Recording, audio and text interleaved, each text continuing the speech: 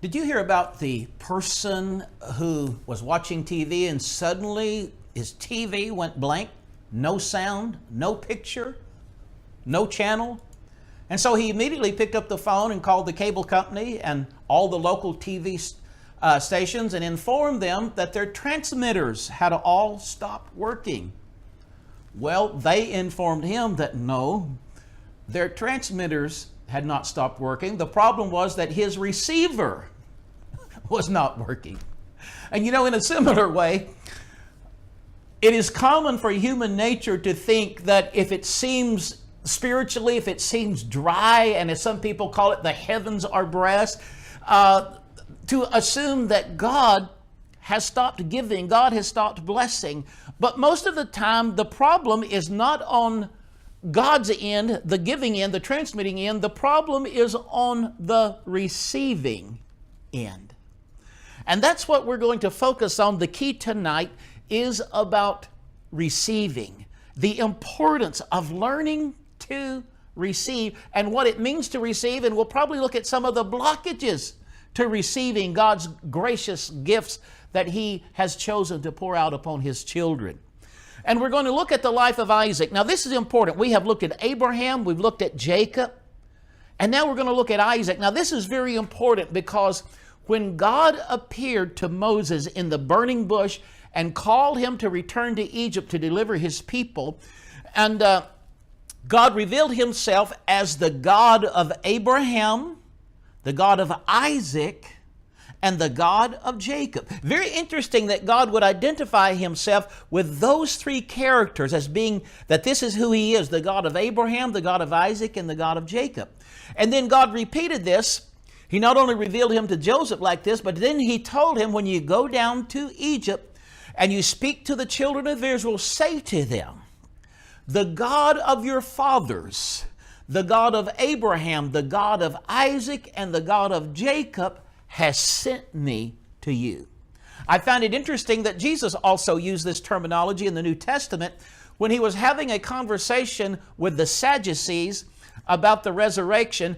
And Jesus said, have you never read what God said to Abraham at the burning bush, where He said, I am the God of Abraham, of Isaac, and of Jacob? So there must be something very significant about God's relationship with these three individuals. And we've looked at Abraham, we've looked at Jacob, and we're going to look at Isaac tonight. Now, here's what I want to say though, the God of Abraham.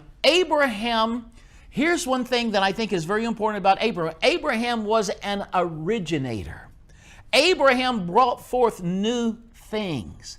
It was Abraham, in response to the call of God, who pulled up stakes and left everything, who left the familiar. He left his biological family, his homeland, his relatives, his family religion. He left it all at God's call to go to a new land where He brought forth a new nation. Abraham was the first Hebrew. And you know, the God of Abraham also has new things for you and I. He brings us into a new life. And He doesn't want you just to be a part of the herd. He doesn't want you to disappear into the crowd and just be a part of the status quo. No, He's called you also into new things. He's called you to be an originator, to be unique, to be your unique self, and to be an originator, and to move into the new things that He has for you, because He is the God of Abraham. What do we learn about Jacob? Well, one thing about Jacob, Jacob was a struggler from the time he was born.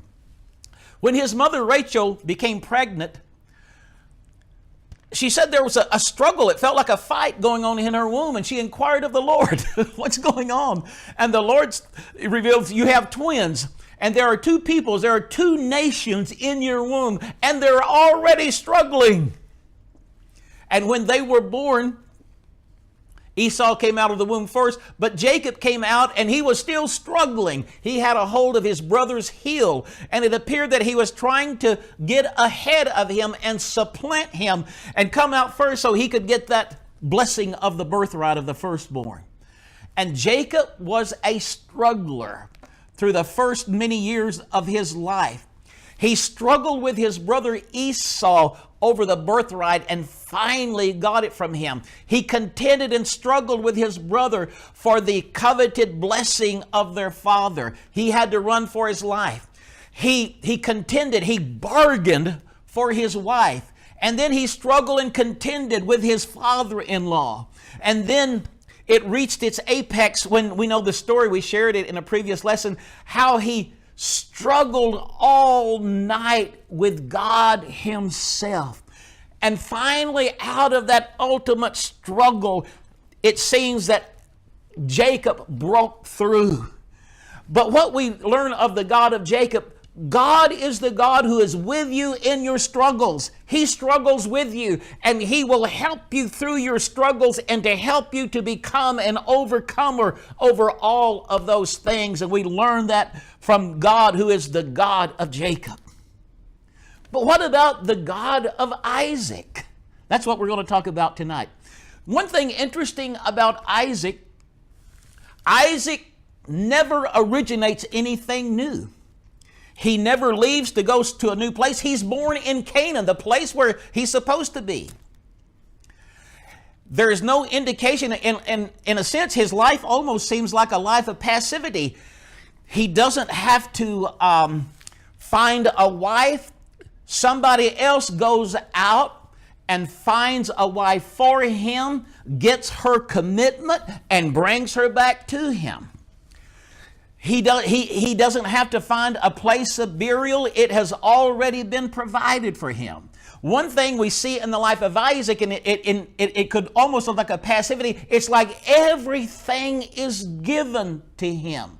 He inherits everything, even a burial place, everything from his father Abraham, all the wealth that his father Abraham accumulated, it's given to Isaac. Isaac knows how to receive. And God is the God of Isaac. God is the God who has given of himself to us through Jesus Christ, who has chosen to not withhold anything. As Paul said in Romans chapter 8, verses 32 and 33, he says he's talking about the riches that are ours in Christ. And he says, what then shall we say to these things? If God is for us, who can be against us? Listen to this. He who did not spare his own son, but delivered him up for us all, how shall he not with him also freely give us all things? We'll talk more in depth in this in a moment, but this reminds me of Isaac when he was offered up by his father Abraham was going to offer him up as a burnt offering. But then he was stopped by the angel of the Lord, who said to him, Abraham, now I see that you fear and reverence God, in that you have not withheld your only son. In other words, God was saying, Abraham, now that I see you would not withhold the most precious thing in your life, I know that everything you have that you would release unto me. If you would offer up your only son to me, Abraham, I know you're not withholding anything.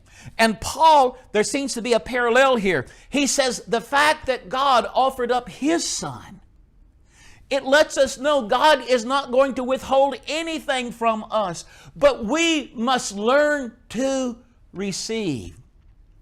You know, too often we as Christians are great beggars, but very poor receivers.